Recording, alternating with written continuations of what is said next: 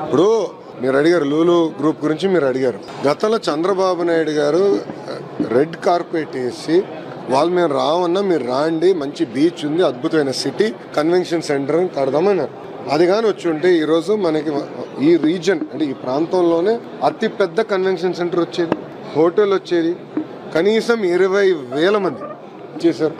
ఇప్పుడు వాళ్ళు ఏమన్నారు, అఫీషియల్గా రాశారు, ఆంధ్ర రాష్ట్రం తప్ప అన్ని రాష్ట్రాలు మేము పెట్టుబడి పెడతాం. సో మాకు కూడా టైం పడుతుంది. ప్రజలు కూడా ఇప్పుడు పారిశ్రామికవేత్తలు కూడా నన్ను ఒక ప్రశ్న అడుగుతున్నాను. బాబు గారు వస్తే అన్ని బాగుంటాయి, మీరు గ్రీన్ ఛానల్ ఇస్తారు, మళ్ళీ సైకో వస్తే 5 సంవత్సరాలు మేము ఇబ్బంది పెట్టాం. రెన్యూవబుల్ ఎనర్జీ సమ్మిట్కి బాబు గారు వెళ్ళినప్పుడు అదే ప్రశ్న అందరూ అడిగారు.